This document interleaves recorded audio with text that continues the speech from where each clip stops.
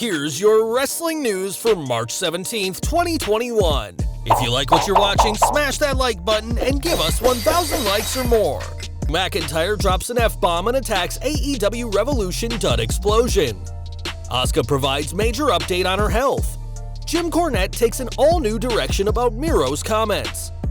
Major accusation on Goldberg's current situation with WWE. Bad Bunny got away with saying something very dirty on WWE Raw this week. Amanda Huber answers criticism about how AEW is using Brodie Lee Jr. on television. What led to Christian Cage signing with AEW? Former World Heavyweight Champion opens up. How CM Punk came to the rescue of Triple H. Why The Rock is in touch with Paul Heyman revealed. WWE legend reveals Andrade's English skills held him back in WWE, and more.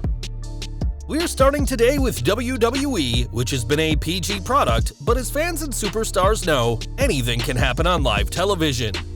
That's a lesson Drew McIntyre learned this week on Raw Talk, as when speaking about this Sunday's match at Fastlane against Sheamus, the former WWE champion dropped an F-bomb.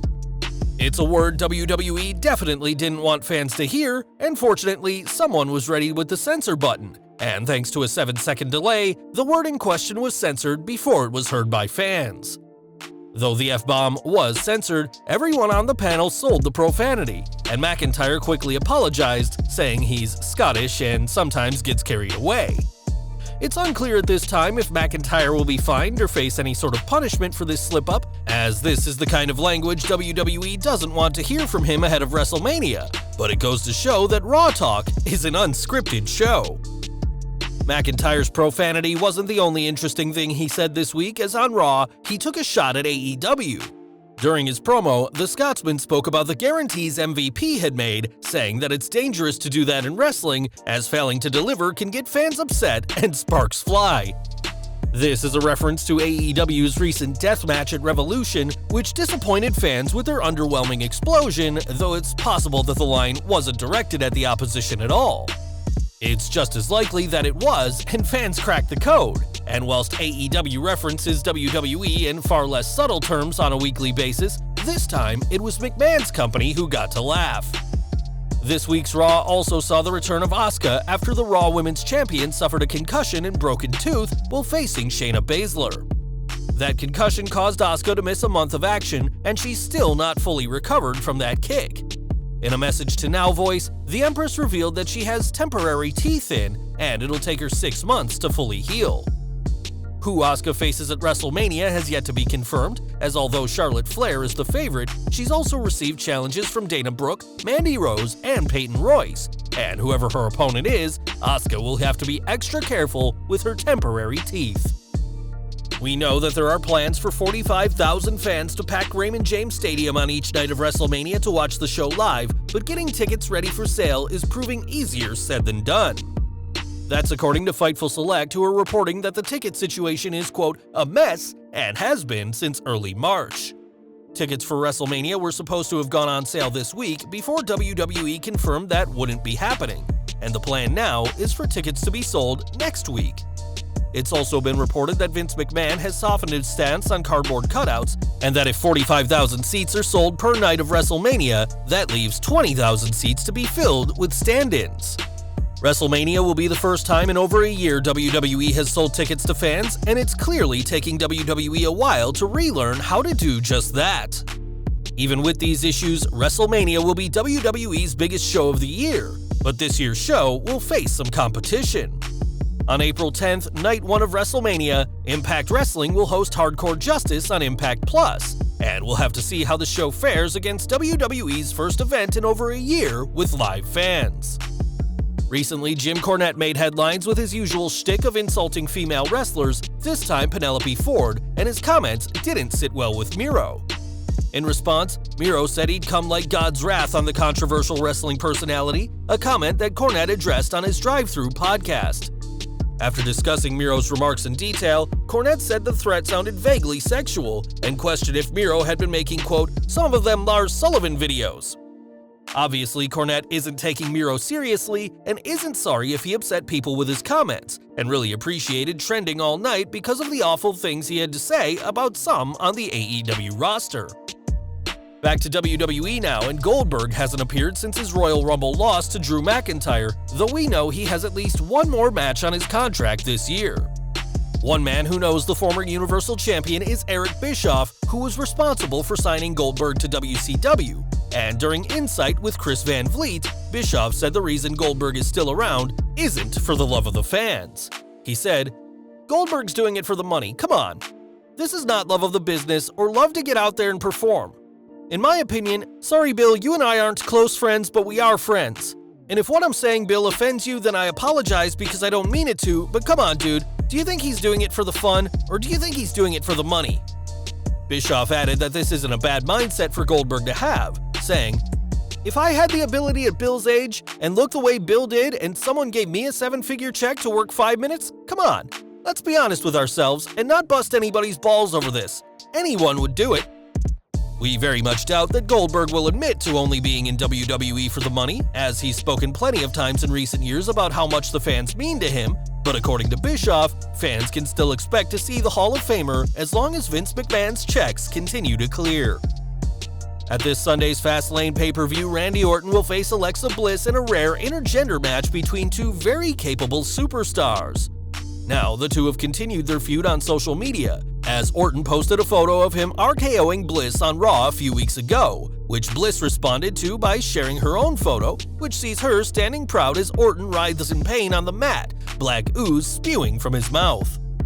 It's expected that this Sunday we'll finally see the return of The Fiend, who's rumored to face Orton at WrestleMania, and we'll have to wait and see what happens with all three superstars. We've already mentioned that Drew McIntyre used some very un-PG language this Monday, but he wasn't the only one. During a segment between The Miz and Bad Bunny, the A-lister took a cheap shot at the Grammy Award-winning rapper, and as Bunny sold his pain on the mat, he cried out "Mama Bicho" at the former WWE champion. As defined by Urban Dictionary, this term is from Puerto Rico, with mama meaning suck and bicho meaning a very private part of a man's body. Given this, it's amazing that Bunny got away with saying that to The Miz, as whomever was on the censor button this week presumably didn't have a clue what the former 24/7 champion had said. Ever since Brodie Lee tragically passed away last December, fans have gotten to see more of his son Brodie Lee Jr., who has become a member of the Dark Order. -1 even has a contract with AEW that'll become valid once he turns 18, but there has been some people out there who have accused AEW of taking advantage of him.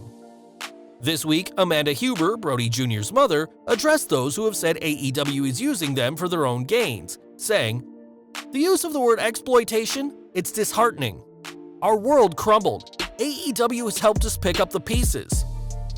She added that although it's easy to distrust a company, especially after a tragedy, AEW has been incredibly kind to them both, and stressed that Brodie's schoolwork comes first and AEW is a privilege. Speaking of school, Amanda praised her son, who got 10 A's and 3 B's on his report card despite having the worst few months of his life. Whether Brodie Jr. becomes an AEW wrestler when he turns 18 remains to be seen, but clearly both he and Amanda are more than happy to work with AEW despite what some may think. More from AEW as Christian Cage debuted for the company at Revolution despite rumors he'd signed a new deal with WWE. It turned out that the deal Christian signed was with Fox, but while speaking to Sports Illustrated, the former superstar said there were some talks between him and WWE following his Royal Rumble appearance.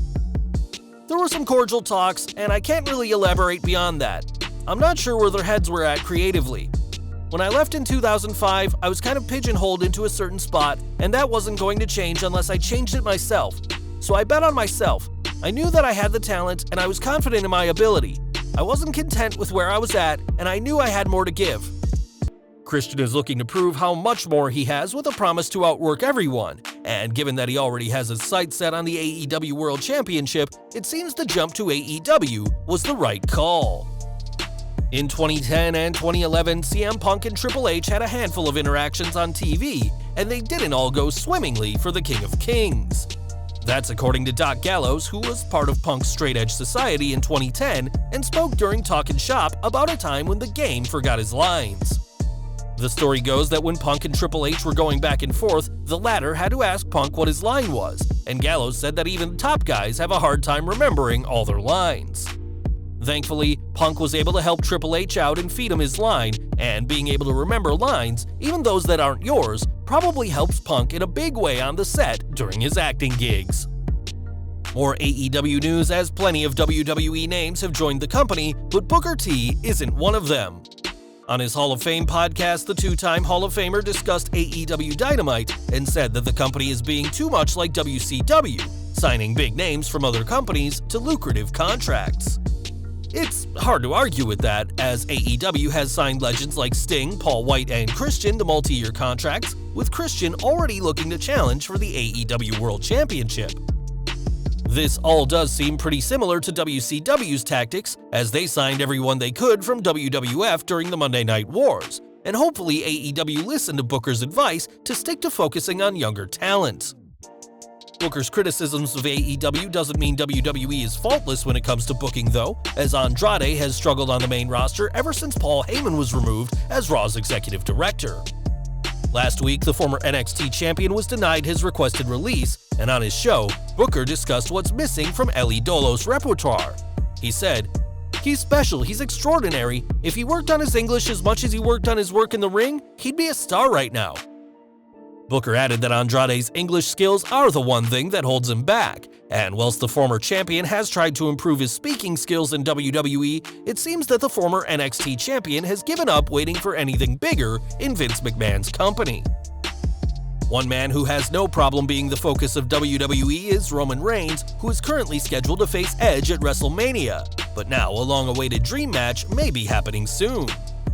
Ever since the Tribal Chief turned heel last August, there's been speculation about a possible match against The Rock, especially since so much of Reigns' heel turn has been about family.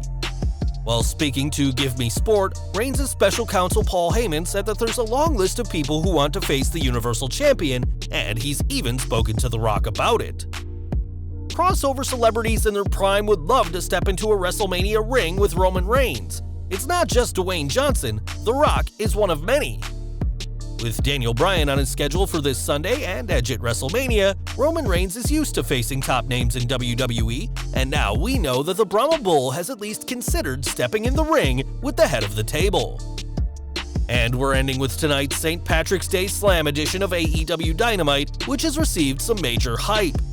According to Dave Meltzer, the Britt Baker vs. Thunder Rosa Lights Out match apparently stole the show, and it'll apparently end with an insane spot as well. Reports are even saying that Baker is unrecognizable after the match, and we'll have to see how good this match really is tonight. Well guys, that's our news for today. Please share your comments below. Also hit the like button, subscribe to our channel, and hit the bell icon to receive all notifications. And as always, thanks for watching.